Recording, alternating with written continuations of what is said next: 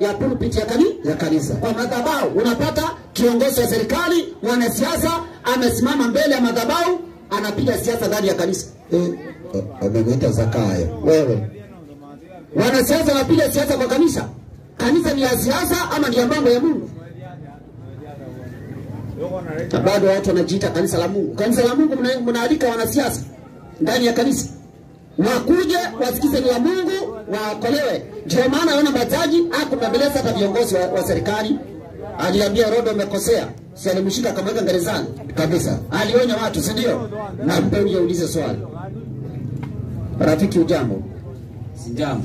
Mimi naitwa mtumishi Mutesia. Na wewe unaitwa nani? Cosmas Murezi. Cosmas, wewe ni Muislamu, Mkristo?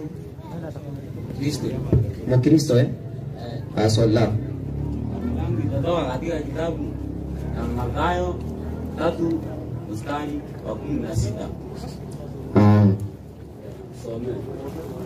Some. Mtumishi keti usome. Mathayo 3:16. Ubatizo pale. Naam. 3:16. Naam. Na Yesu ndiyo alipokwisha kubatizwa, ndiyo mara akapanda kutoka majini. Safi. Na tazama, ndiyo mbingu zikamfunukia. Ndiyo akamwona nani? Roho wa Mungu akija akishuka kama ua, akija juu yake. Alafu imeisha. Na tazama, ndiyo sauti kutoka mbinguni ikisema, aje, huyu ni mwanangu mpendwa wangu, ninayependezwa naye. Ampe kipaza sauti. Swali lako? Swali langu lilikuwa linasema ati mnasema Roho Mtakatifu si Mungu. Ili Yesu alipokuwa anabatizwa, Yesu si yako maji. Alafu Roho naye si alimetokea. Alafu naye sauti si imetoka mbinguni. Imetoka kwa nani? Imetoka kwa Mungu. Na Yesu ni nani? Yesu ni huyo anabatizwa. Na Roho ni nani? Huyo ameshuka kama ua. Huyo Roho ameitwa Mungu ama ni wewe unamuita hivyo? Biblia inamuita. Mpatie kipaza sauti usikie kama imemuita.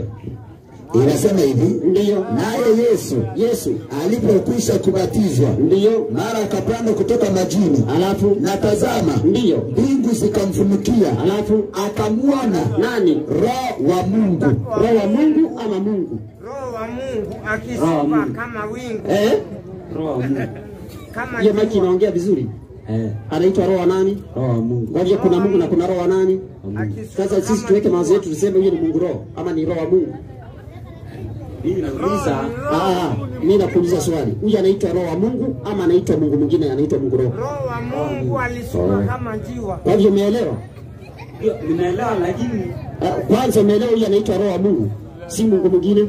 Lakini niko na kitabu yenye inasimamia Roho wa Mungu. Inasimamia? Inasema Roho wa Mungu hawana personality. Personality si pia tujakataa. Kwani umesikia hapa mtu akikataa kuna personality? Kuna tofauti ya personality na Roho wa Mungu kuitwa Mungu Roho. Hizi ni vitu mbili tofauti. Anaweza kuwa na personality. Na kama ni Roho wa Mungu. Kidogo. Kama ni Roho wa Mungu. Ndiyo. Si hapo ndani yake. Hapo ndani ya Mungu. Si ndivyo ndivyo mnaeleza? Si ndio? Kama personality. Anaweza kuwa ndani ya Mungu na haya mpatie huyo. Naam, ipa Korintho wa kwanza 2:11. Wakorintho wa kwanza 2 mstari wake ni wa 11. Twende. Biblia pumzi ya Mungu inasema, ndiyo. Inasema maana. Sikiza, huyu ndiye anataka asikize huyu. Wacha kusikiza watu wengine. Usikize kwa makini. Inasema maana nitakuuliza swali alafu nijibu. Twende. Maana ndiyo. Ni nani katika binadamu? Nani katika binadamu? Hayajuaye mambo ya binadamu ila roho ya binadamu iliyo ndani yake. Mpe kipaza sauti. Roho ya mwanadamu inajua mambo ya mwanadamu. Ongea kipaza sauti ni chako. Unless ujue personality maana yake ni nini? Nakuuliza swali. Roho ya mwanadamu inajua mambo ya mwanadamu. Roho ya nani? Ya mwanadamu. Wewe hujasikiza andiko? Acha nirudie sikize. Soma. Inasema hivi, ndiyo. Maana ni nani katika binadamu? Wewe angalia hawa. Mzee, kama uko na swali sikiti iko hapo. Mbona unaanza kuchemka hapo kando? Tafadhali. Tunataka hapo. Tulia. Tunataka mwenye kuna swali anaketi hapo. Tafadhali. Asema. Nasema Ndio. maana ndio. Ni nani katika binadamu? Nani katika binadamu? Hayajuayo mambo ya binadamu. Anayejua mambo ya binadamu Ila roho wa nani? ya binadamu iliyo ndani yake. Kumbe roho ya mwanadamu inajua mambo ya nani? Ya binadamu. Mpe kipaza sauti. Roho ya mwanadamu inajua nini? Ya mambo ya binadamu. Kwa hiyo iko na persona, roho ya mwanadamu iko na persona Personality. na iko ndani ya Haiwezi kuwa ndani yake ndio na iko personality ni. Kwani personality maana yake? Personality ni binafsi kama mtu amesimama au kuna wewe unaelewa vibaya.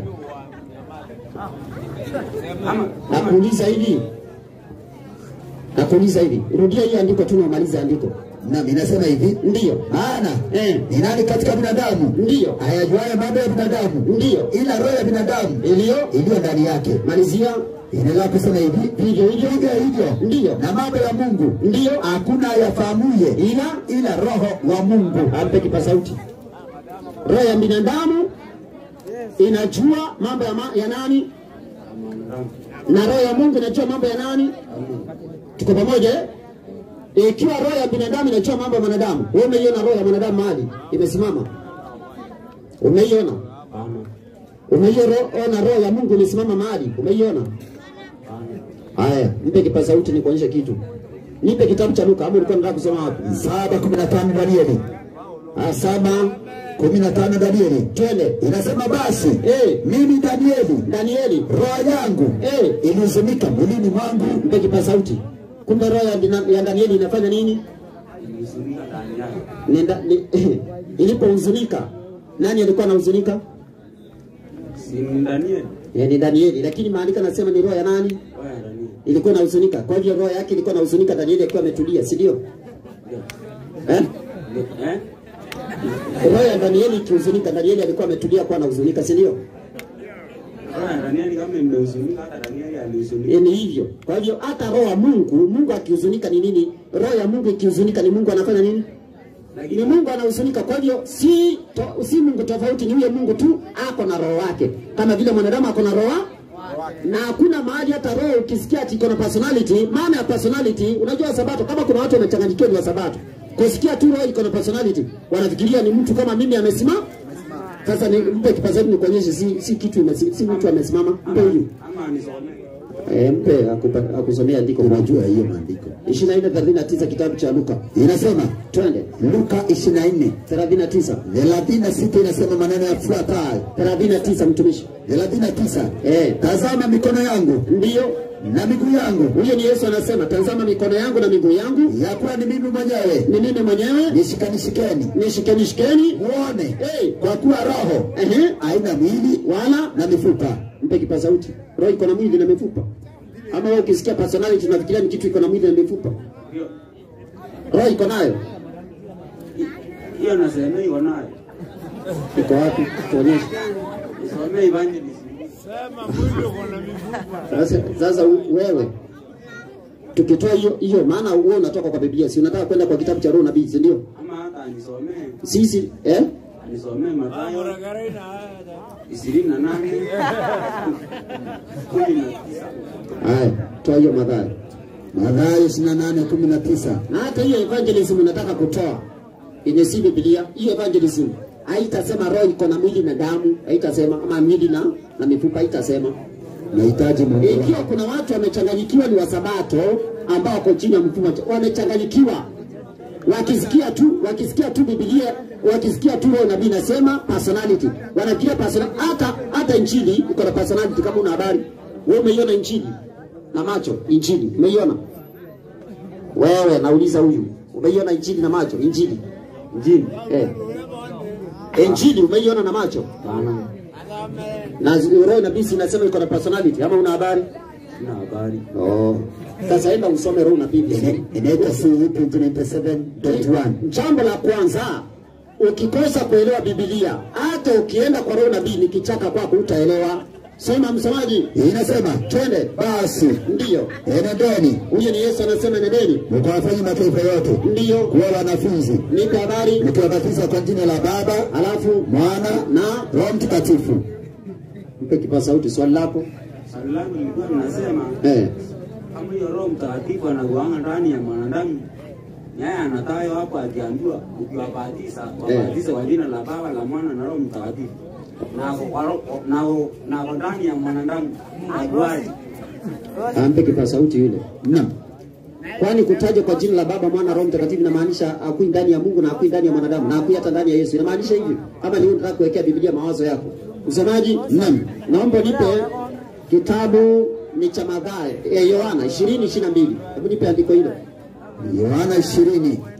Unajua tusome Biblia alafu tuweke mawazo yetu. Wewe unaweza soma Biblia kwa mawazo yako ndani? Hapana. Tunaruhusu Biblia ijieleze yenyewe. Kabisa. Asoma zikie. Yohana 20. Mstari wake ni 22 inasema naye Yesu akiisha kusema hayo, baada ya kusema hayo akawaambia ndio, pokeeni Roho Mtakatifu. Roho Mtakatifu alitoka ndani yake ama kutoka ndani yake? Mpe kipaza sauti. Yesu alipowavuvia aliwaambia pokeeni Roho Mtakatifu. Swali, Roho Mtakatifu alitoka ndani ya Yesu ama kutoka ndani ya Yesu? Jibu. Alikuwa ndani ya Yesu. Na mbona unasema haizi kuwa ndani ya Yesu na ndani ya mtu? Alipotoka ndani ya Yesu, aliingia ndani ya mitume ama kuingia? Mtu alikuwa anabatizwa. Anakuuliza swali. Wakati Yesu aliwavuvia wanafunzi wake, akawaambia pokeeni Roho Mtakatifu. Huyo Roho alitoka ndani ya Yesu, si ndio? Mike inaongea. Alitoka ndani ya Yesu. Alipotoka ndani ya Yesu, aliingia ndani ya wanafunzi ama kuingia ndani ya wanafunzi? Alipotoka alianza kutembea ama aliingia ndani ya wanafunzi? Aliingia ndani ya wanafunzi. Sasa mbona unakataa? Sio ni Biblia. Wewe nitolee andiko, Roho katika Biblia anaonekana kama mtu akitembea. Nitolee andiko, Roho anaonekana akitembea kama vile Yesu alikuwa anatembea. Nitolee. Kitu kinaonekana anatembea. Mimi nimekutolea andiko, Roho haina mwili wala haina mifupa, haiwezi kutembea. Wewe nitolee andiko. Niona ngojea. Sina andiko lakini nitakuwa nayo. Gani? Inasemaje? Sina. Hauna. Lakini nitakuwa nayo. Kesho kuja nayo. Lakini hiyo Yesu alisema akiwa anaambia wanafunzi, ndio? Ndio. Unabatiza mtu useme nimembatiza kwa jina la Baba na Mwana, simembatiza hata na Yesu na Roho Mtakatifu. Ndio. Kwani Roho Mtakatifu ako ndani ya Yesu na ama ako ndani ya hiyo Roho? Ati ako ndani ya nini? Kwani ako ndani ya Yesu na si tumeona ako ndani ya Yesu ama umepinga hiyo andiko tumesoma tayari? Hebu msomaji, hebu sikiza. Yohana 3:34. Yohana 3:34 alafu usome hiyo ulikuwa unataka kusoma. 34 inasema ndio. Watu wanyamaze tafadhali. Wewe nataka usikize kwa makini. Soma. Inasema ndio. Kwa kuwa yeye aliyetumwa na Mungu huyanena maneno ya Mungu. Ndio. Kwa sababu amtoi Roho wake kwa kipimo. Kumbe Mungu anatoa Roho wake kwa kipimo. Na kwa wakati mwingine atoi Mungu kwa kipimo, atoi Roho kwa kipimo. Mpe kipaza sauti. Una jamaa anapiga kelele hapa hata akisikii. Ni apostle ama nani? Anaitwa nani huyu? Na kelele mingi. Ampe kipaza sauti na kelele ya Jumapili. Mungu alitoa Roho wake akampea Yesu bila kipimo. Hiyo andiko. Umeisikiza? Ndio. Kwa hiyo Roho anaweza pimwa. Anapeana kwa kipimo na anaweza peana kwa kipimo na anaweza peana kwa wingi.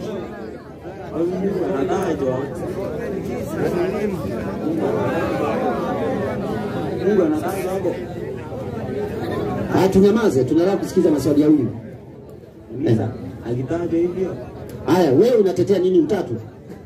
Ndio, mimi natetea Trinity. Trinity inafundisha hivi, Mungu mmoja ni Baba, Mwana na Roho. Toa andiko inasema hivi.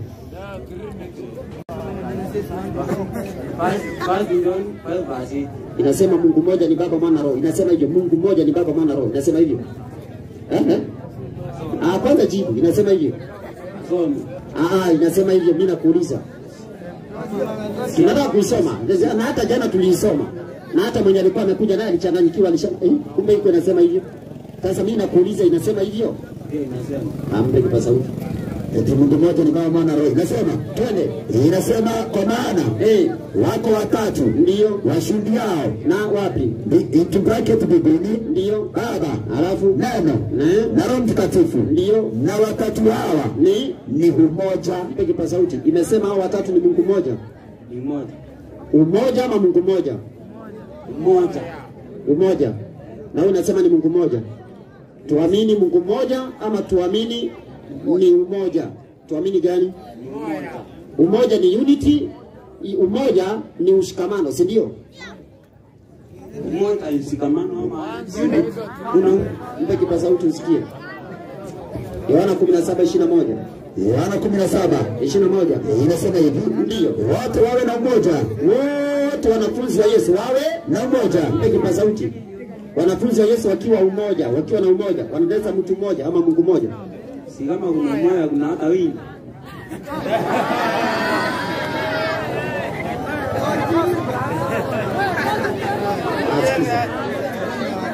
Nataka unielewe. Wanafunzi wa Yesu walikuwa ngapi? 12. Maandiko yanasema wawe na nini? Umoja. Wakiwa ngapi? Wanafunzi wa Yesu walikuwa wangapi? 12. Na walikuwa na nini? Walitengeneza mtu mmoja. Kwa sababu ya umoja wao, walitengeneza mtu mmoja. Na mbona tunataka kusema Baba, Neno na Roho Mtakatifu wanatengeneza Mungu mmoja? Mbona unataka kusema hivyo na hiyo andiko iseme hivyo? Biblia imesema wako na umoja. Kwa mfano, unajua sisi tunafaa kuwa na umoja na Yesu. Unajua hivyo? Sisi tukiwa na umoja na Yesu, tunatengeneza Yesu mmoja ama tunatengeneza Mungu mmoja? Sisi tunatengeneza Mungu. So hiyo andiko ndio nataka uelewe. Usisome maandiko kwa mawazo yako. Ukisoma andiko ukisema mimi ninasoma maandiko nikifikiria kwamba Mungu ni mmoja, hapo na nafsi tatu, hiyo utakuwa umedanganya. Biblia isomi ukiwa na mawazo yako, unakubali Biblia ijieleze yenyewe. Hebu kwanza hao watatu ni nani? Mpe kipaza sauti usikie. Nani? Tukusaidia hao watatu ni nani? Kwanza ulikuwa unataka kusoma wapi? Haya, mimi nataka unisomee ama ulikuwa unataka kusoma wapi kwanza? Ilikuwa 17:23. Kitabu cha Yohana. Twende. Inasema mimi ndani yao, nawe ndani yangu, ili wao wamekamilika katika umoja. Ati wao wamekamilika katika umoja. Kwa hiyo ili tuwe na umoja na Baba na Yesu,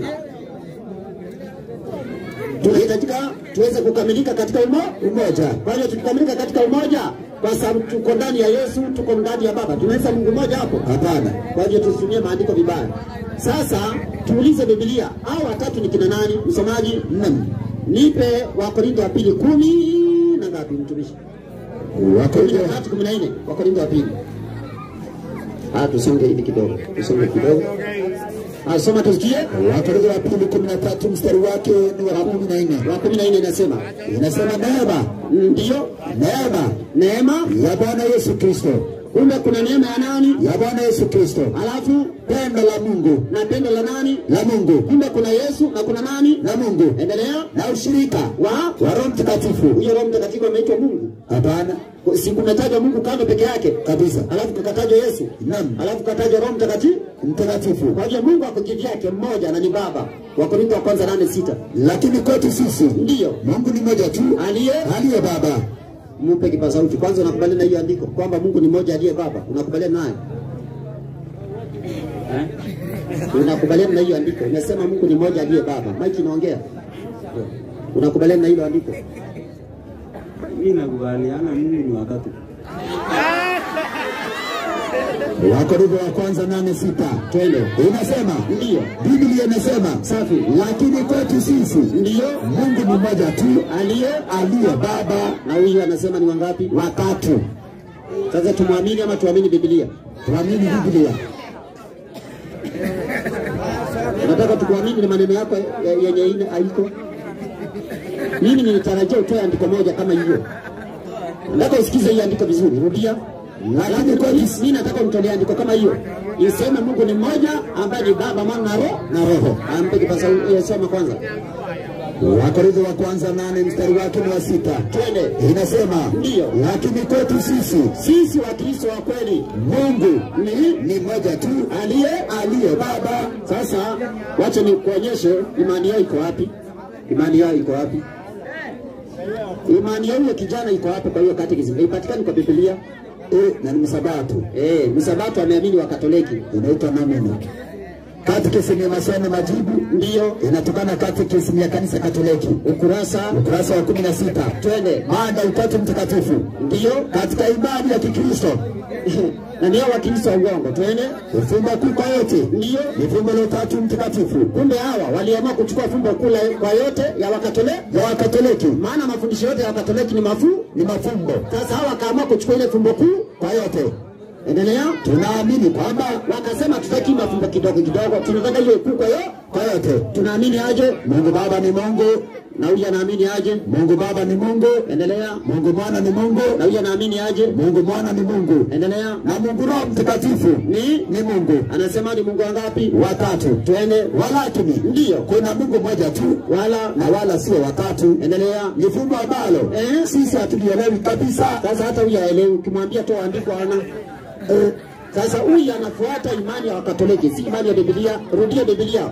Inasema Biblia, imani ya Biblia Yohana 17:3. Inasema na uzima wa milele ndio huu. Uzima wa milele ndio huu.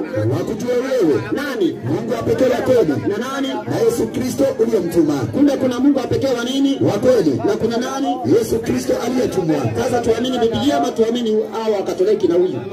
Kuna mwingine ako na swali. Karibu sana ndugu. Haya, ondoka mwingine ulize swali. Tulie.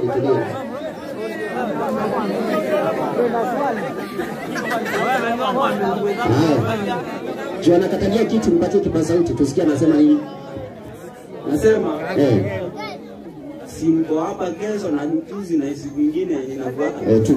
Tuko pamoja. Barikiwa.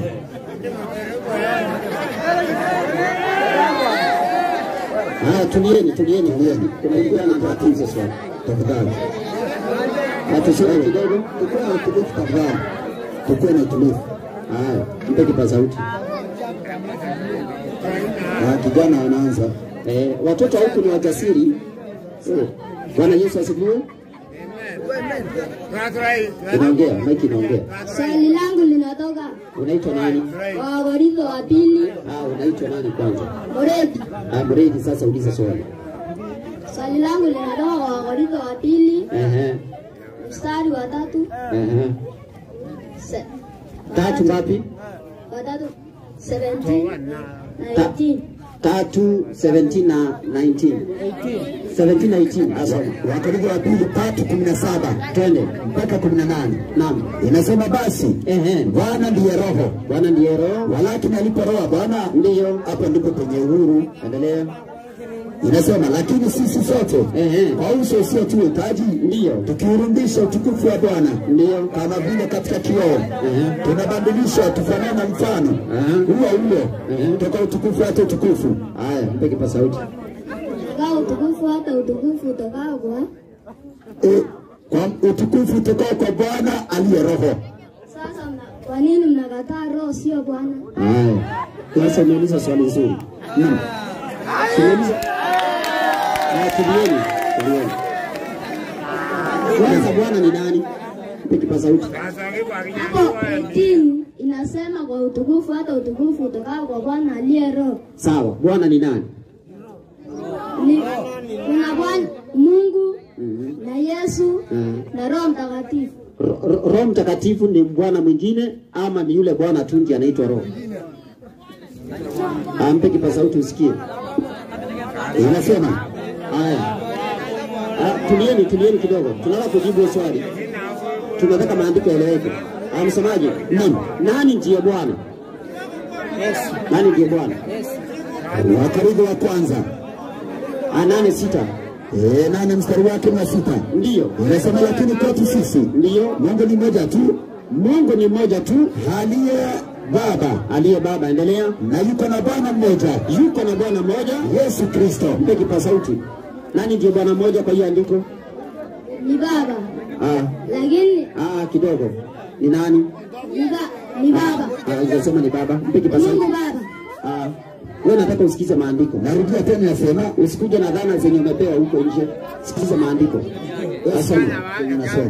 Inasema lakini kwetu sisi ndio Mungu ni mmoja tu aliye baba. Ati aliye baba. Endelea. Na yuko na Bwana mmoja. Bwana mmoja ni nani? Yesu Kristo. Mpe kipaza sauti. Nani ndiye Bwana? Yes. Mungu mmoja na yuko na Bwana mmoja aliye Yesu. Kwa hiyo Bwana mmoja ni nani? Yesu. Ni Yesu. Tuko pamoja eh? Ndio. Sasa nataka usikie ni Yesu wakati Biblia inasema Bwana ni roho na alipo roho wa Bwana. Wakati nasema Bwana ndiye roho.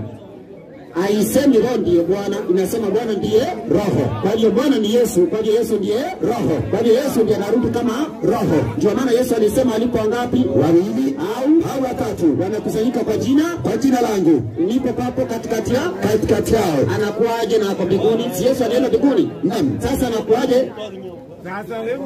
Anakuwa pamoja nasi kiroho. Nipe kitabu cha Yohana 14:6. Yohana 14. Na nataka usikize. Asoma tusikie. Yohana 14 soma 16.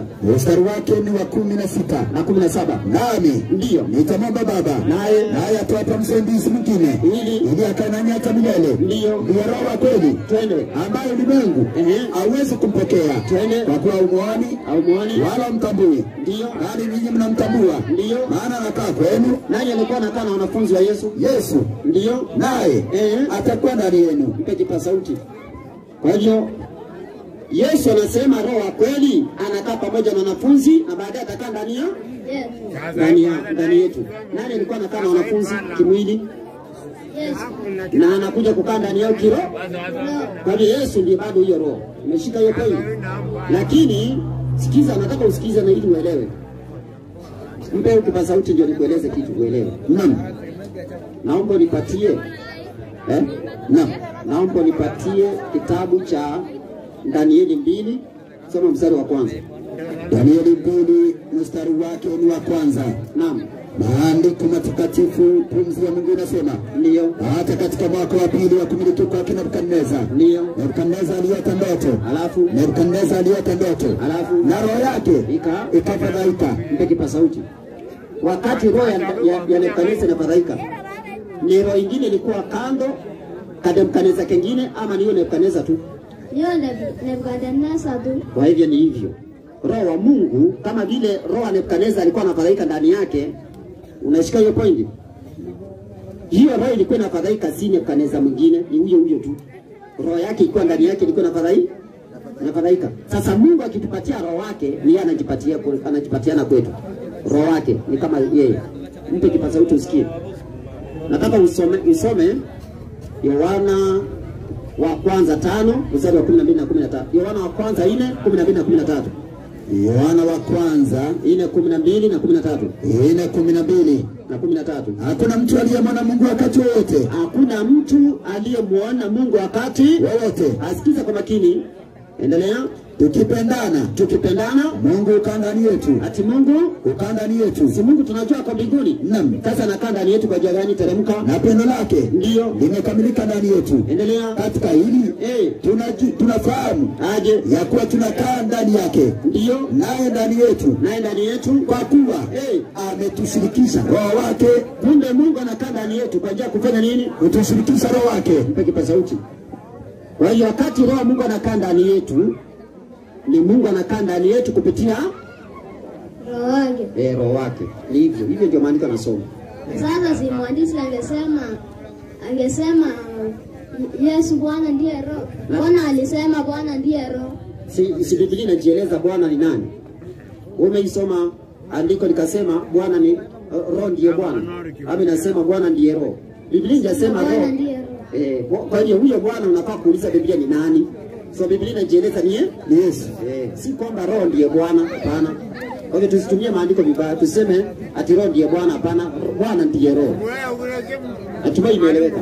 Naam. Haya. Huyu hapo na swali. Msalimie wa Korintho wa kwanza 11:7. Twende. Kwa maana kweli mpasi mwanaume amefunika kichwa, ametoa kofia.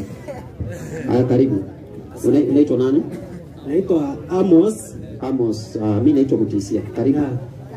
Nasikia ukisema ya kwamba kuna roho. Mimi nikasema hivi. Umesema hakuna roho. Roho si kitu ama? Usinisingizie bongo. Umesema aje? Kwa sauti.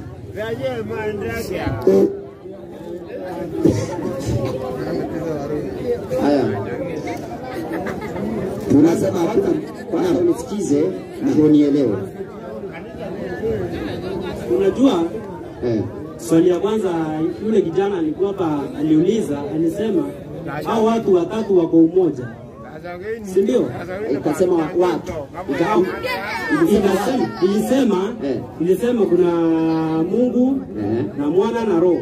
Ikasema wako umoja. Sasa hao watatu wanaweza Mungu mmoja. Hiyo ndio swali langu. Wewe tayari kwanza umesema kuna Mungu, kuna Mwanawe na kuna Roho. Si ni ukweli? Ndio. Si ndivyo umesema? Kwa nini inamaanisha kuna Mungu peke yake kando na kuna Yesu kidogo tu? Umesema tayari kuna Mungu, si ndio?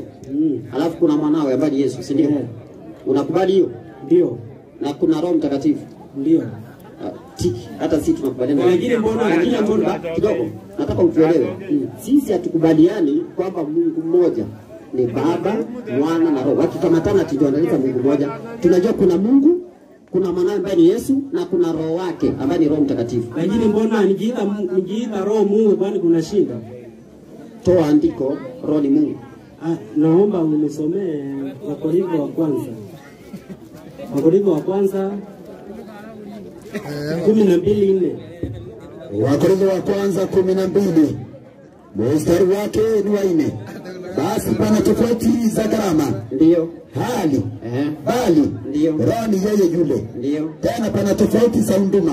Ndio. Na Bwana ni yeye yule. Ndio. Kisha pana tofauti za kutenda kazi. Ndio. Bali Mungu ni yeye yule asitendaye kazi zote katika wote. Asante. Kwa hivyo kumetajwa Roho, kukatajwa Bwana na kukatajwa Mungu. Na kukatajwa Mungu. Kwa hivyo kuna Mungu kando, kuna Bwana kando na kuna Roho kando. Kuna Mungu kando, umetaja watatu ndiye Mungu. Si kuna Mungu, si kuna Roho kando. Alafu unasema wewe hakuna Roho kando. Hakuna, sijasema hivyo, usinisingizie uongo. Sijasema hivyo. Kuna Roho kando. Haya sawa, mimi sikuwa nimesikia ile swali. Asante. Au hiyo Roho haitu Mungu Roho, mpe kipaza sauti usikie. Wakorintho Warumi 8:9. Warumi 8:9. Mstari wake ni wa 9. Naam. Biblia sasa mwanadamu ako na roho wake. Naam. Soma. Inasema lakini ndio ikiwa roho wa Mungu, ikiwa roho nani? Ikiwa roho wa Mungu. Kwa hiyo kuna Mungu na kuna roho wake. Kama vile Mutisia ako na roho wake, si ndio? Naam. Asitalamka. Lakini ikiwa roho wa Mungu ndio anakaa ndani yenu, ndio ninyi amefuata mwili. Soma. Bali mmefuata roho. Nipe habari. Lakini mtu awaye yote asipokuwa na roho wa Kristo, huyo si wake. Una roho wa Mungu bado anaitwa roho wa nani? Wa Kristo. Mpe kipaza sauti. Kwa hiyo tumeelewa. Piga tu swali lingine. Haya, swali lingine nauliza hivi. Naam. Unasema nauliza hivi. Naam.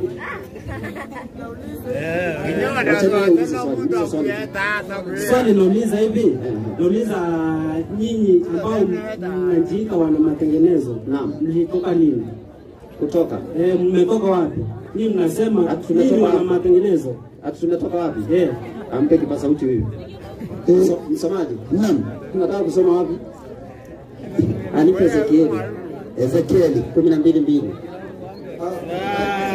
Sio swali, ndio tunajibu. Ezekieli 12. Anasema uulize vizuri.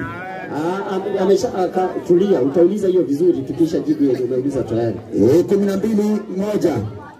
Soma 2. Inasema mwanadamu wewe ndio unakaa kati ya nyumba iliyo hasi. Hata wewe tunakwambia unakaa katika nyumba iliyo hasi. Hata sisi tulikuwa katika nyumba iliyo hasi. Twende. Watu ambao wana macho ya kuona ndio ila hawaoni, ndio wana masikio ya kusikia ila hawasikii. Kwa hiyo ni nyumba iliyofanya nini? Iliyo hasi. Ati nyumba iliyofanya nini? Iliyo hasi. Wasi wa kwanza wa hiyo nyumba.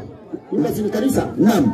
Nyumba si kanisa? Naam. Hiyo ni Timotheo kwanza 3:15. Kwa hiyo tulitoka kwa hiyo kanisa ambayo imeasi. Imeasi kwa njia gani? Hatua ya kwanza imeasi, ile 21 Yeremia. Kwa hiyo Mungu anasema Wewe unakaa katika nyumba iliyo hasi. Sasa ndio tuulize, tunafaa tutoke ama tusitoke? Asoma Yeremia kwanza 4:21 ni kuonyesha wazi. Yeremia 4:21. Twende. Maandiko yanasema hivi. Ndio. Niona bendera hata lini? Wako na bendera hiyo kanisa? Naam. Bendera ya Pathfinder. Ya Adventures. Endelea. Na kuisikia nini? Sauti ya tarumbeta. Leo uko na matarumbeta kanisani? Naam. Unasikia? Jamhuri Day. Unafikiria ni Jamhuri Day hiyo si? Na ni siku ya Sabato. Na mabendera inapandishwa mpaka ya dunia, ya mataifa. Unapata bendera ya Kenya, inapandishwa ndani ya kanisa. Hiyo ni asi, hiyo ni ya kwanza. Wasi wa pili.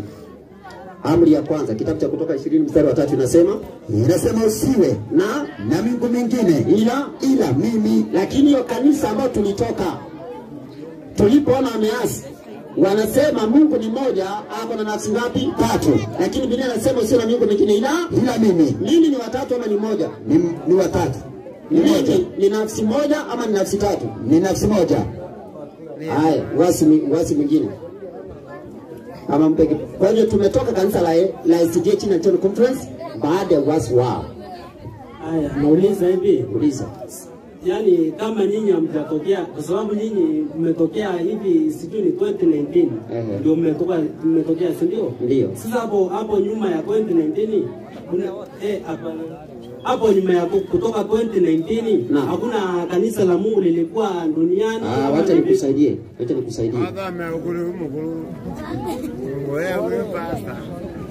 nikusaidie. Unakumbuka kipindi cha zama za giza? Tena nauliza hivi.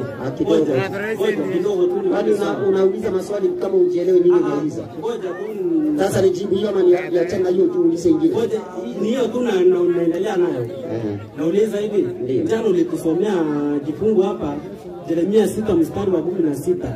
Ikasema tufuate mitendo ya baba zetu wa zamani. Bila walienenda na sisi tuenende vivyo hivyo.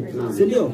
Sasa nauliza swali. Uniambie ni mtume mgani ama nabii mgani ambaye amewahi toka kwa kanisa kwa sababu ya uasi wake? Hata Yesu mwenyewe nauliza, hata Yesu mwenyewe si wakati wa Musa, ile wakati Yesu mwenyewe alikuwa anapigwa na watu wa kanisa, kwani Yesu hata mwenyewe alitoka kwa kanisa kwa sababu ya uasi wake? Si Yesu mwenyewe alikuja kidogo. Tunauliza swali sio tujibu. Mtumishi. Matendo ya Mitume 19 mstari wake 8. Inasema Paulo akaingia ndani ya sinagogi. Akanena kwa ushujaa. Kwa muda wa miezi 3. Akihojiana na watu. Na kuwavuta katika mambo ya ufalme wa Mungu. Akawavuta kwa mambo ya ufalme wa Mungu. Lakini wengine walikaidi. Wakakataa kuamini.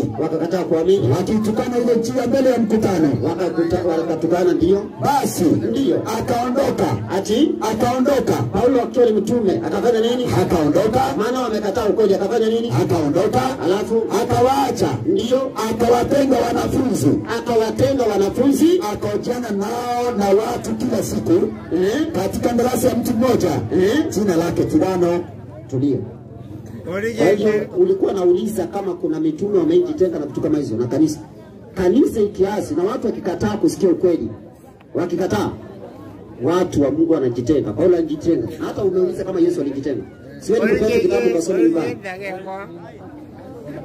Isome tu. Haya. Soma hiyo nyingine. Mathayo 23. Soma 39. Anauliza kama Yesu alijitenga. Unajua kuna wakati ambapo soma 24. 24 ngapi? Mathayo 23 mtumishi. 23:36. Inasema hivi. Yerusalemu. Wawae manabii. Na kuwapia kwa mawe wale waliotumwa kwako. Ni mara ngapi? Nimetaka kuwakusanya pamoja watoto wako. Kama vile kuku akukusanyavyo pamoja vifaranga vyake. Chini ya mabawa yake. Lakini hamkutaka. Angalieni. Nyumba yenu. Umeachiwa hali ya ukiwa. Tumeachiwa hali ya nini? Ya ukiwa. Achia pale. Wacha niongeze andiko lingine. Huyo ni Yesu. Anawaambia nyumba yenu imebaki hali ya ukiwa. Sasa yuko huko tena. Haya, na Paulo pia alijitenga na akatenga wanafunzi na akaendelea kuwafundisha akaachana na wao. Haya, nipe kitabu cha Matendo ya Mitume. Matendo ya Mitume. Nipe 14:46. Matendo ya Mitume 14 Matendo ya Mitume 13:46. 13:46. Naam. Inasema Paulo na Barnaba wakanena kwa ushujaa. Wakasemaje? Wakasema ndio ilikuwa lazima neno la Mungu lineno kwenu kwanza. Lakini kwa kuwa mnalisukumia mbali na kuchona nafsi zenu kuwa hamkustahili basi uzima wa milele, angalieni tuwageukia mataifa. Si aliwaacha? Naam. Akawaambia tunageukia nini? Mataifa. Basi mpe kipaza sauti. Haya, sawa. Nauliza hivi. Uliza. Nauliza hivi. Naam. Mimi niko kwa hiyo kanisa. Gani? Hiyo tu nasema. Hiyo umesema kanisa la SDA chini tena conference. Yaani wanaamini Mungu wa utatu. Wana bendera. Sasa unajua hiyo kanisani. Unajua hiyo kanisa tu. Sasa kama niko hapo ndani na siamini hivyo kwani kuna nini? Alafu nauliza nasema shida gani? Ndio swali unauliza. Nasema tena tunauliza kuna shida gani ukiwa hapa ndani? Hapana, ngoja sio hivyo. Nataka unisomee hii Ufunuo kidogo 14 mstari wa 12. Hiyo swali lako la kwanza umeachana nalo? Hakuna, sio swali hiyo. Sio swali. Ulikuwa unasema kuna shida gani? Nikusema tu ulikuwa unasema. Wewe achana na hiyo. Sawa, enda hiyo. Somo Ufunuo 14:12. Asome. Ufunuo 14:12. Ndio. Hapa ndipo penye subira ya watakatifu. Hao wazishikao amri za Mungu. Ndio. Na imani ya Yesu. Peke pa sauti. Sasa mimi kama nashika hiyo amri za Mungu na imani ya Yesu Kristo, ndio. Yani inabidi tena nifanye nini? Ili niende mbinguni. Sio tu inatosha kunipeleka mbinguni. Sawa. Imani ya Yesu unaijua? Imani ya Yesu. Si ni ile vile Yesu alienenda ndipo inasemea. Ampe kipaza sauti huyu. Warumi 10:17. Warumi 10:17. Ndio. Inasema imani chanzo chake ni kusikia. Ndio. Na kusikia huja kwa neno la Kristo. Mpe kipaza sauti. Haya. Imani ya Yesu inakuja kwa kusikia na kusikia neno la nani? La Yesu Kristo.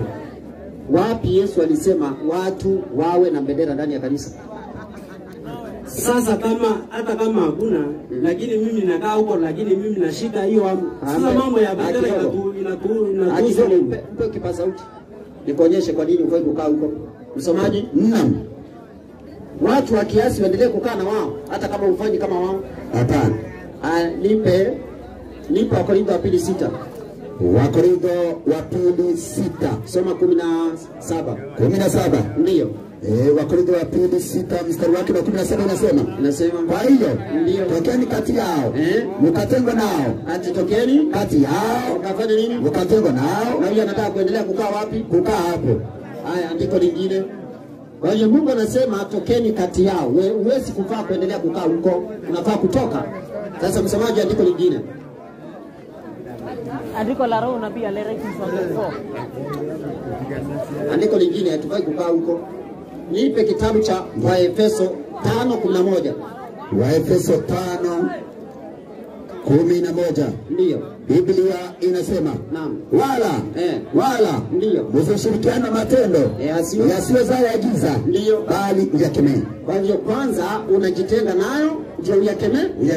Ukiwa huko huwezi kukemea. Unafaa ujitenge kwanza ndio ukemee. Mpe kipaza sauti. Sasa nauliza hivi, uliza. Unaniambia nitoke kwao na wakati unaniambia nitakwambia mimi nasoma andiko. Alafu nitaenda wapi? Nikuja hapo hiki kwa hiyo kanisa yenu. Mungu kwa kanisa lake. Sasa nikitoka hapo nitaenda wapi? Kidogo. Mungu ana kanisa lake. Hakuna kanisa la mtu. Mungu ana kanisa lake ambao anaamini ukweli wote wa Biblia. Natoka tuelewe. Mungu ana kanisa lake ambao linaamini ukweli wa Biblia. Na Yesu anasema walipo wangapi? Wawili watatu hapo pamoja nao. Yesu anasema walipo wangapi? Wawili. Mpe kipaza sauti ya kusomea kama hujaisoma andiko hiyo. Mathayo 18:20. Soma. Inasema kwa kuwa Ndio. walipo wawili au watatu Ndio. wamekusanyika Kwa nini? kwa ajili ya jina langu, Ndio. mimi nami nipo papo hapo katikati yao. Kwa hiyo Yesu anasema alipo ngapi? Wawili Au au watatu kwa hiyo Yesu angalia wingi wa nini? katikati yao. Angalia wingi wa watu. Sasa point number 1, ikiwa wewe kidogo tu, ikiwa wewe ni mtu wa dhehebu, wewe ni dhehebu utatetea. Lakini ikiwa wewe ni mtu wa ukweli, ni ukweli utasimama nao hata kama utakuwa peke yako. Mimi natetea imani yangu ambayo imejengwa kwa amri. Ndio natetea.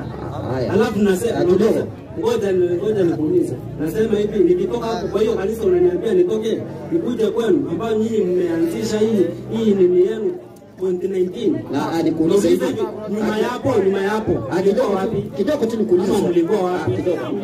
Na hiyo swali ndio nilikuwa nataka kujibu ya kwanza ukakataa. Sasa kidogo tu. Wache kelele. Sio swali ndio nilikuwa nataka kujibu ya kwanza ukakataa. Watu watulie tafadhali. Kwani unaogopa kuuliza maswali au unauliza ukiogopa? Sikiza kwa makini.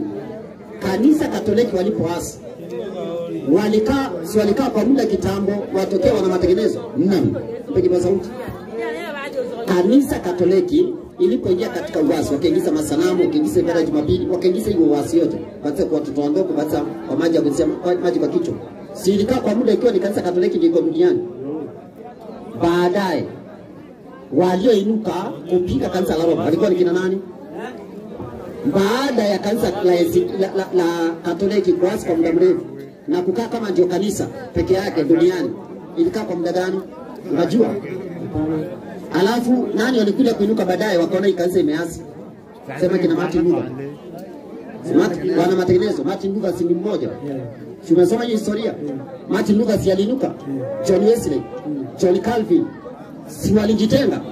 Walipojitenga wale Wakatoliki wangebaki wakisema walikuwa wapi mbeleni? Wangekuwa wako na haki ama angekuwa anauliza uongo? Sasa nauliza hivi. Uliza tu. Lakini swali langu hujajibu. Si unajua Mungu ana mipango na watu wake. Hiyo mipango. Nauliza hivi sasa, kama kutoka hiyo 2019 kurudi hapo wakina Martin walikufa, hakuna mtu, yani hakuna pastor yote alikuwa anahubiri kuhusu injili ya Yesu ama injili ya Mungu. Kwa sababu kuanzia wakati gani?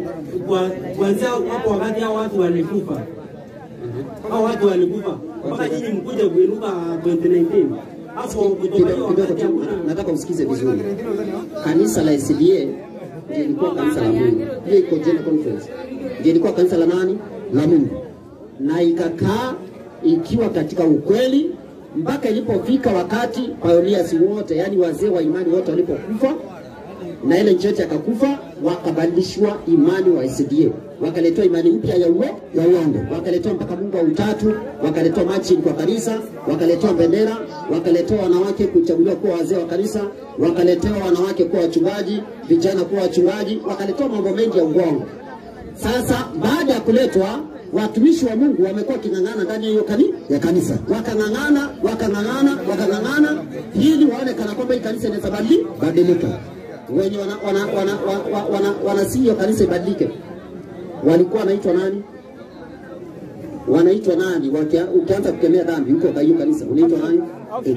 Offshoot. Umesahau? Wanaitwa offshoot. Na hata kina Martin Luther alipoinuka hawako na mpango wa kujitenga. Baada ya kuwa kutakuwa na mpango wa kujitenga, wakafanya nini?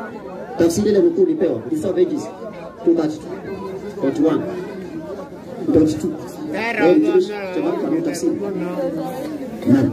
Alafu mwalimu anasema ametoa 14:12 Ufunuo.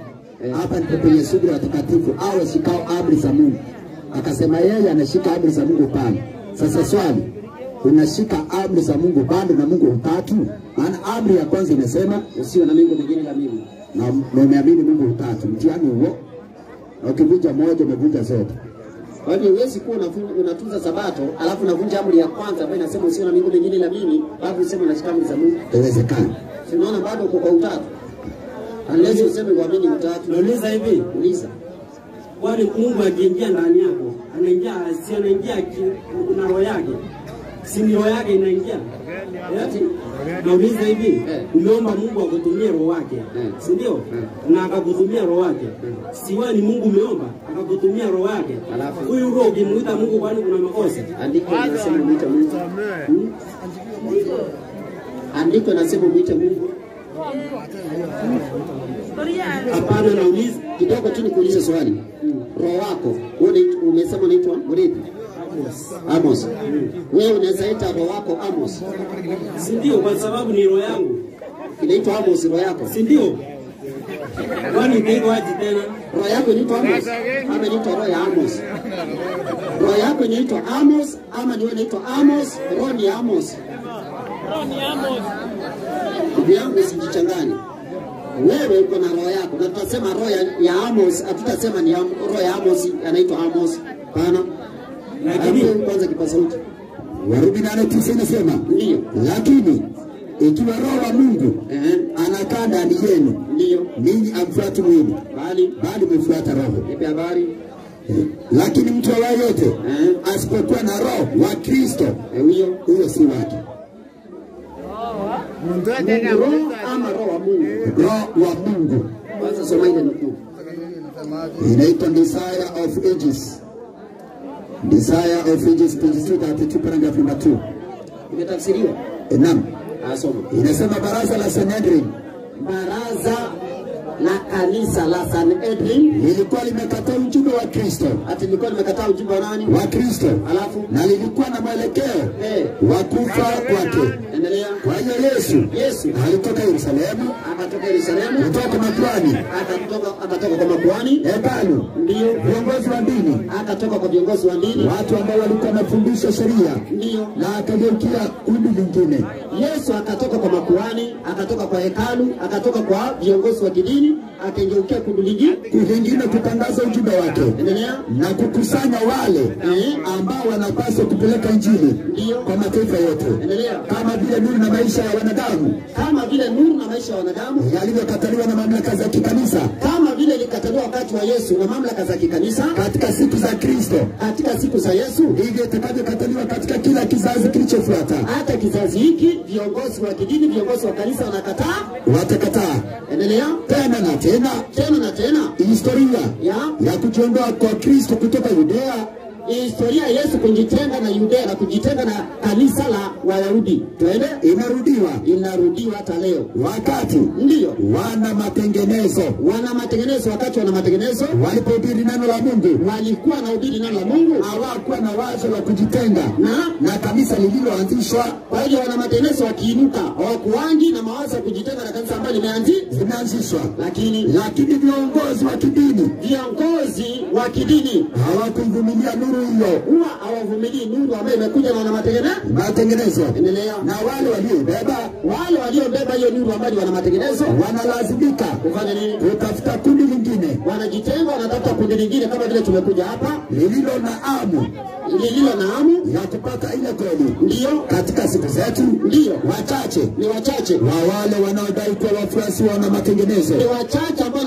wanakuwa wafuasi wana matengenezo, wanasukuma na roho zao. Ndio wachache wanasikiliza sauti ya Mungu. Ati ni wachache wanasikiliza sauti ya nani? Ya Mungu. Tuende. Na wako tayari kukubali ukweli kwa muonekano wote unaweza kuwasilishwa. Endelea.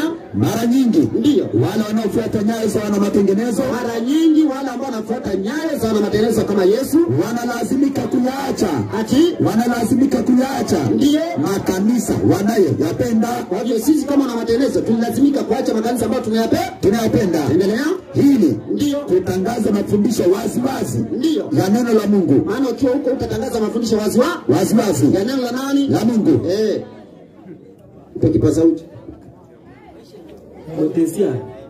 Nauliza hivi. Nauliza hivi. Uliza. Tuseme wewe, mfano tu, si ndio? Tuseme wewe unahitajika pahali fulani. Sawa? Wewe unahitajika pahali fulani. Alafu wewe uko na mdogo wako. Lakini wewe hautapata wakati wa kwenda huko. Wewe si utatuma mdogo wako. Huyo mdogo wako ataenda ajua yeye ama ataenda ajua kwa miaka yako wewe.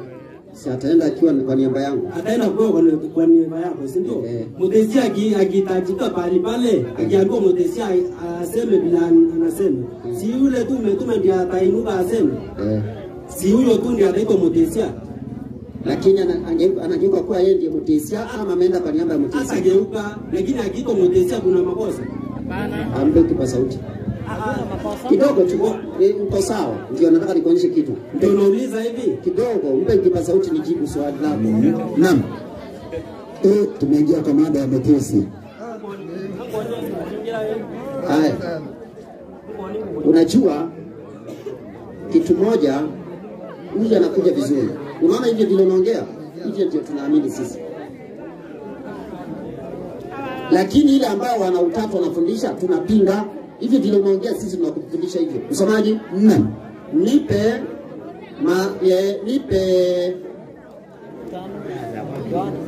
Nipe Yohana 5:43. Soma hiyo. Yohana 5 mstari wake ni wa 43. Soma. Maandiko matakatifu yanasema hivi. Yanasema 5:43 inasema mimi nimekuja kwa jina la Baba yangu. Ndio. Wala ninyi hamnipokei. Mwingine akija kwa jina lake, mwenyewe mtampokea huyo. Kwa hivyo Yesu alikuja kwa jina la Baba yake. Yesu alipotuma duniani alikuja kwa jina la Baba yake. Na Baba yake ndiye Mungu. Kwa hivyo Yesu anaitwa jina la Mungu maana alikuja kwa jina la Baba yake. Na nikapeana hata mfano mimi. Nikasema mimi babangu anaitwa Kilonzo. Lakini mimi naitwa Mutesia. Mtu akiniita Mr. Kilonzo, simtaitika. Naam. Maana niko na jina la nani? La baba yako. Lakini mimi ndio Kilonzo. Hapana. Sasa hiyo ndio point nataka wewe uelewe. Ya kwamba ikiwa governor ametuma deputy governor akuja kumwakilisha hapa kama hata ngeuka kwamba yeye ndiye governor. Amekuja kwa jina la governor lakini si governor. Hiyo ndio kitu nataka uelewe. Hata ngeuka kuwa yeye ndiye governor. Governor bado yuko, yeye William amekuja kuwakilisha nani? Lakini jina amebeba ya nani? La governor. Lakini governor akiitwa si atasimama. Kwa governor. Hapana, yeye ndiye atageuka kuwa governor hata geuka. Lakini hivyo tunaamini hata sisi. Lakini mimi nikiomba Mungu anitumie roho wake. Si huyo roho ataingia ndani yangu. Ataingia akiwa ametumwa na Mungu. Sasa nikimuita Mungu, huyo roho ameingia ndani yangu. Nikimuita Mungu, kuna makosa wapi hapo? Kidogo. Hatumai hujatuelewa sisi. Wewe unaamini utatu ama uamini? Naamini utatu. Utatu unafundisha hivi. Mpe nini? Utatu unaamini hivi. Mungu ni mmoja ambaye ni Baba, Mwana na Roho. Mpe kipa sauti. Hivyo ndio naamini kwamba Mungu mmoja ni Baba, Mwana na Roho. Mungu mmoja ni Baba, Mwana na Roho. Hivyo ndio naamini. Ndio hiyo ndivyo kuko. Kidogo. Unaamini hivyo? Ndio. Kwa maana kidogo, ngoja nikuulize swali. Leo kuna gavana wa Meru. Si ndio? Tukiuliza gavana mmoja wa Meru anaitwa nani? Haujui gavana wako? Kawira. Leo ukiulizwa gavana wa kwako hapa Meru anaitwa nani? Akituma deputy wake hapa kama akimtuma atakuwa huyo deputy governor anawakilisha nani? Kawira. Lakini ukiuliza leo gavana mmoja wa Meru utasema ni Kawira na huyo mwingine, hao wawili ndio governor? Hapana. Utasema ni nani? Ni Kawira. Ni hivyo hivyo tunasema ya kwamba Mungu ni mmoja aliye Baba. Lakini hao wengine wako na jina la nani? La Mungu. Ampe kipa sauti. Kwa hiyo Mungu mmoja si jina la Mungu. Mungu mmoja si Baba, Mwana na Roho. Sasa mbona kama wako na jina la Mungu nikimuita Mungu kuna nini? Na unasema wako na jina la Mungu. Point number 1, Roho Mtakatifu ana jina la Mungu. Kwa mfano, roho wako ana jina lako. Hiyo nataka ushike. Roho ana mwili na nyama. Roho anakuwa ndani ya Mungu, anakuwa ndani ya Yesu, na anakuwa ndani ya na anaitwa roho wa nani? Wa Mungu. Aitu Mungu roho. Sasa mbona tusimuite roho wa Mungu? Na hii tukisema kuna roho wa wanadamu, tutamuita roho wa wanadamu ni mwanadamu? Roho wa wanadamu. Si ni roho wake? Kwa mfano mpe kipaza sauti nikuonyeshe kitu. Ipo Wakorintho wa kwanza 5:3. Wakorintho wa kwanza 5 mstari wake ni wa 3. Biblia inasema hivi, naam, kwa maana kweli ndio nisipokuwapo kwa mwili, huyo ni Paulo anasema nisipokuwapo kwa mwili, lakini nikiwapo kwa roho, ndio mimi mwenyewe nimekwisha kumhukumu yeye aliyetenda jambo. Kwa hiyo Paulo anasema nisipokuwapo kwa mwili, lakini nikiwapo kwa roho. Hao ni Paulo wawili, mpe kipaza sauti. Ni Paulo mmoja tu. Sasa huyo Paulo mmoja anaweza kuwa mahali kiroho lakini kimwili hayuko. Sasa kidogo tu jibu swali hili ninauliza. Wacha na mambo sasa. Unaweza. Kwa hiyo Paulo anakuwa mahali kiroho lakini hayuko hapo kimwili. Lakini Paulo ni wangapi? Ni mmoja. Ako na roho wangapi? Mmoja. Huyo roho mmoja ndiye anaitwa Paulo ama ni Paulo ndiye anaitwa Paulo? Sasa wewe unasema vizuri. Paulo anaweza kuwa bali kiroho. Si ni Paulo huyo? Na anaweza kuwa lakini hapo huko kimwili. Si ndio? Naam. Unasema anaweza kuwa huko kiroho lakini hapo huko kimwili. Naam. Si ndio? Sasa hivyo si ni Paulo hapo huko kiroho na ni mmoja. Sikiza, nataka unielewe. Paulo huko kiroho maana ni roho wake huko. Tuko pamoja? Si kwamba ni yeye, si kwamba ni yeye anaitwa. Ndio roho si kwamba anaitwa Paulo. Na huyo roho Paulo akifika huko atakuwa nani? Si ni Paulo. Wewe inaonekana unahitajika uende kwanza uombe mawazo yenye uko nayo ndio uelewe. Mpe kipaza sauti huyu. Hakuna mawazo. Mpe tu. Kwani roho wako ni Amos mwingine? Si Amos. Na si hivyo. Mbona nyinyi mnasema kuna Mungu kama anaitwa Mungu Roho, kuna Mungu mwingine anaitwa Mungu Baba na kuna mwingine anaitwa Mungu Mwana, au watatu ndiye Mungu mmoja? Alafu swali mwalimu. Naam. Vile vile kuna roho wa Mungu na kuna roho wa shetani. Naam. Sasa roho wa shetani ni shetani wa pili ama ni shetani tu? Hapana, unajua mimi jibu kwanza hiyo. Roho wa shetani ni shetani tu. Basi mpe kipaza sauti. Lakini unajua mimi naamini hivi, naamini si ati nasema hivi, kuna Mungu ambayo kuna Mungu na Yesu Kristo na roho wao. Roho wao uko ndani yao. Lakini huyo roho wao uko ndani yao. Hivyo ndio tunaamini. Lakini huyo roho wao uko ndani yao. Akitutumia sisi, si anakuja ajua Mungu. Ampe kipaza sauti huyu. Naam, shida yetu ni hii. Soma ile katekisimu. Ukurasa wa 17. Inasema ndio katika imani ya Kikristo.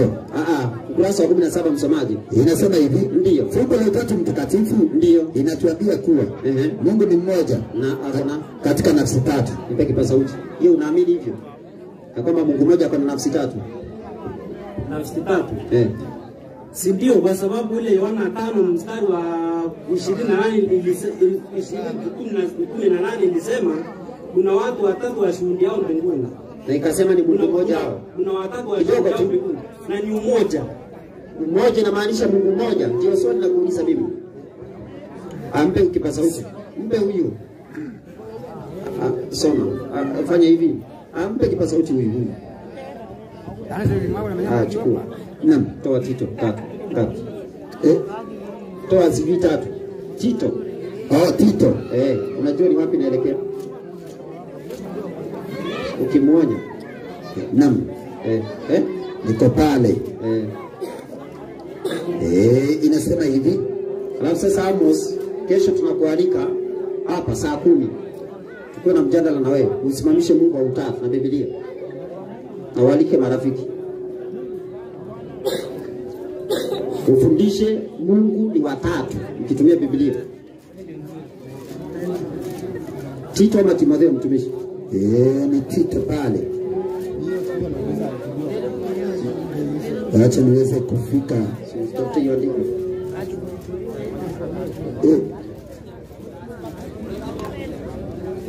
Naitwa Tito. Naam. 9 mstari wake wa 10. Inasema hivi, naam, mtu aliye mzushi ndio baada ya kumwonya mara ya kwanza, alafu na mara ya pili, alafu mkatae huyo, basi tumekukataa. Mwingine Tumekukataa Amos. Hauna Mungu watatu.